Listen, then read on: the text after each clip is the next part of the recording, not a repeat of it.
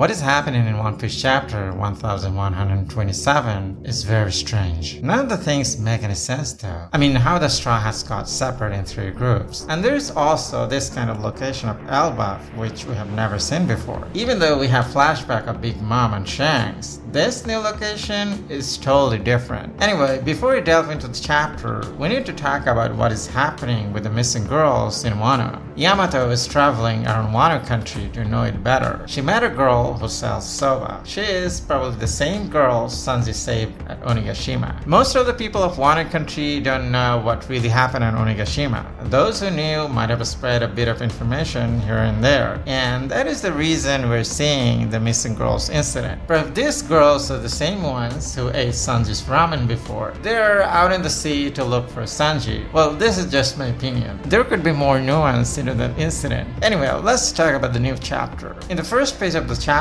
there's a fire on the other side of the town. Some of the trees in the forest are burning. What is strange though, instead of smelling something burning, the giant smells something good. Probably what they smelled, Luffy roasting the giant bear. They also saw giant bees falling from the sky. They called these bees stinger mole. What was more concerning for them, the collapse of their ear god, the ginormous rabbit. But what they're most concerned about is the fire itself. They're afraid that this fire could spread to Yggdrasil, the world tree. And if that happens, then Elbaf is done for. They're planning to report this to the sun god. But that doesn't make any sense. I mean, isn't Luffy the sun god? Dory himself acknowledged Luffy as sun god Nika. So which sun god are they talking about? A fake sun god or the temple of sun god? It is possible there are priests in the sun god's temple and they act as if their words are the words of the sun god. They bend the rule for their own advantage. So Luffy is definitely going to be their mortal enemy. They're gonna let Luffy mess up the clout and authority they have enjoyed for centuries. In the next page, we're back to the castle where Nami is. We can get a look at the more detailed structure of the building. If you see the interior of the building, it is not built for ordinary giants. I mean, the average height of a giant is 12 meters. But inside this building, only someone at most 7 meters tall can reside. Moreover, we can see a cat, a rodent, floor made of Legos in there. Usually, children have these kind of things in their room. So I guess this is the room of a baby giant or a child of a giant. Unfortunately, Nami and Usopp became her new toys. I bet Nami doesn't want to know what she went through in the past 2 days. She would puke up blood if she knows. So what happened in the past 2 days in the sea? How did the Straw Hat get separated then? When everyone is celebrating the successful escape from Egg Island, the ship of the Straw Hats was still tied to Eric, the ship of Dory and Broggy. Everyone except for Luffy, Robin and Chopper drank sake and got overdrunk. Nami was the first one to leave the party and retire in her room inside Sunny Go. Luffy and others might have followed soon after. The giants warned the Straw Hat that this liquor is quite strong, and it was so strong that they don't even know what happened during the past 2 days. It also has a hallucinating effect, but Usopp proved us otherwise. He used his body and blood to prove it. There is a possibility few of the giants started hallucinating and they sailed the ship. I mean, Thousand Sunny Go to Elbaf. There's also a possibility of an Elbaf ship passing by and rescued the Straw Hats. I mean, Nami and Usopp and their ship. They put them inside the castle that Nami was in, but that is not convincing enough.